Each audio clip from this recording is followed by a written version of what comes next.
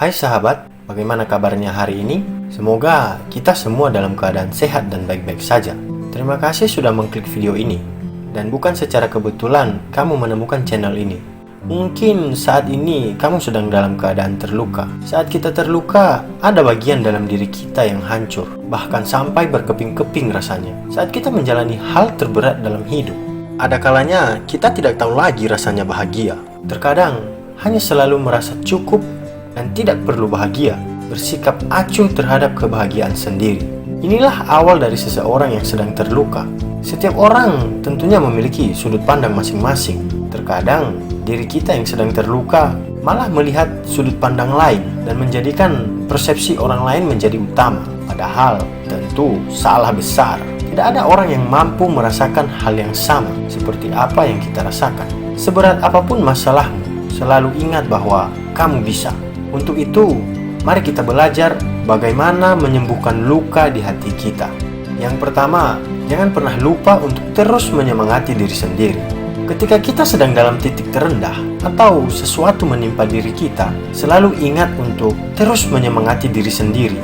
Mungkin terkesan aneh, namun hal sepele semacam ini akan memberikan motivasi besar. Satu hal yang tidak pernah boleh hilang dalam diri kita, yaitu kepercayaan diri. Dengan terus memberikan semangat sekecil apapun, akan sangat berpengaruh pada sugesti serta pemikiran kita. Bagaimana cara menyemangati diri kita sendiri? Jangan lupa betapa berharganya diri kita. Prestasi apa yang sudah kita raih, perjuangan apa yang sudah kita capai.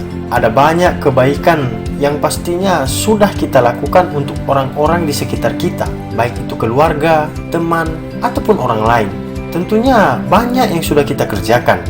Dan jangan pernah lupakan hal itu. Banggalah akan diri sendiri karena kita berhak atas itu. Yang kedua, jangan hidup dalam prasangka. Hal berikutnya yang harus kita ingat adalah jangan hidup dalam prasangka. Ketika sedang terluka, jangan kita terus menduga segala sesuatunya tanpa ada relasi atau hubungan. Hidup dalam prasangka seperti kita hidup dalam sebuah sangkar. Apa yang sesungguhnya tidak nyata menjadi nyata. Jangan selalu menduga-duga hal yang tidak perlu, apalagi tanpa kebenaran. Karena semua itu justru memberikan sugesti yang akan menjerumuskan kita. Jika terbukti tidak benar, kita boleh memiliki sudut pandang, tapi jangan diyakini sebagai kebenaran, apalagi berburuk sangka sambil menghakimi. Terkadang saat dalam keadaan terluka, kita tanpa sadar sering menghakimi orang lain, bahkan diri sendiri. Menyalahkan siapapun tidak membuat kita lebih baik ataupun menyembuhkan luka di hati kita. Prasangka dan dugaan hanya tempat untuk melarikan diri, tapi tidak untuk menyelesaikan masalah. Berpikirlah positif untuk memberikan sugesti yang baik dalam diri kita sendiri. Yang ketiga, selalu ingat akan hal yang ingin diwujudkan. Di saat kita sedang terluka, selalu ingatlah untuk jangan menyerah pada keadaan. Jangan menyerah, kemudian terluka lebih dalam. Jika kita menyerah, sama saja dengan kita tidak mampu untuk melewati masa-masa sulit. Segala hal dalam dunia ini bergerak dan selalu mengalami perubahan. Akan ada masa di mana seseorang akan terjatuh, tapi kemudian dia akan membaik seiring dengan berjalannya waktu dan proses yang akan dijalani. Bagaimana caranya agar tidak mudah menyerah? Nah, begini teman-teman, selalu ingat akan hal yang ingin diwujudkan. Selalu ingat akan setiap waktu yang dihabiskan untuk memperjuangkan hal tersebut. Ingat akan orang-orang yang membutuhkanmu. Dan lihatlah, selalu ada orang lain yang lebih sulit dibanding kita. Jangan mengeluh atas ketidakmampuan. Masih banyak orang lain di luar sana yang tidak seberuntung kita, tapi dia lebih semangat. Orang-orang yang lebih sulit tapi mampu melalui segala hal. Kita harus yakin bahwa kita mampu dan kuat. Berikan pemikiran positif sehingga kita dapat melakukan hal yang lainnya. Yang keempat, jangan lupakan kebahagiaanmu. Selanjutnya, hal terpenting yang harus kita lakukan adalah mengobati diri sendiri. Bagaimana caranya? Jangan lupakan kebahagiaanmu. Janganlah kita hanya merasa cukup dan apalagi merasa tidak perlu kita bahagia. Itu hanya pelarian. Setiap orang berhak bahagia terlepas dari siapapun dirinya. Jangan pernah merasa tidak bisa atau tidak pantas untuk berbahagia. Kebahagiaan adalah milik semua orang. Kita pun harus memperjuangkannya. Bangkit ataupun sembuh dari luka memang membutuhkan waktu, tapi kita pun harus bergerak maju mewujudkan kebahagiaan kita.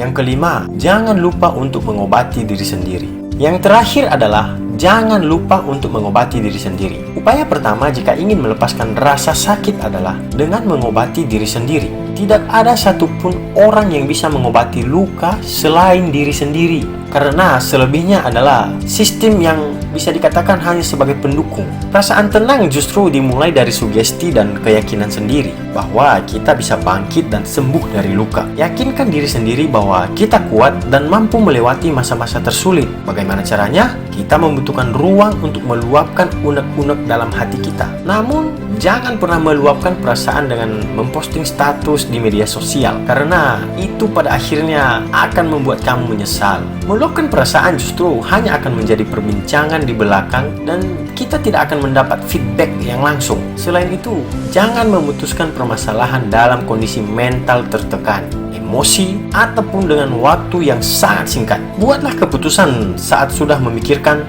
dengan matang, saat kondisi mental dan emosi sudah stabil. Lakukanlah aktivitas di luar dan berjalan setiap pagi untuk melepaskan rasa sakit yang ada di hatimu. Berjalan setiap pagi menjadi salah satu pilihan mudah yang bisa kita lakukan, karena berjalan di pagi hari saat fajar menyingsing seperti meriset ulang yang mana akan memberikan stimulasi positif dalam pikiran kita. Dan saat kita memiliki waktu yang senggang, lihatlah beragam aktivitas di ruang publik. Kita pun akan terpancing untuk memikirkan satu kegiatan yang mungkin ingin dilakukan. Selanjutnya, kita akan terstimulasi untuk memikirkan hal-hal yang lain. Dan pada akhirnya, secara alami akan menemukan solusi serta membuat keputusan yang pas. Dorongan terbesar untuk menyembuhkan luka adalah diri sendiri. Ingatlah teman-teman, bahwa jika tidak dari diri sendiri, maka orang lain pun akan sulit untuk membantu kita.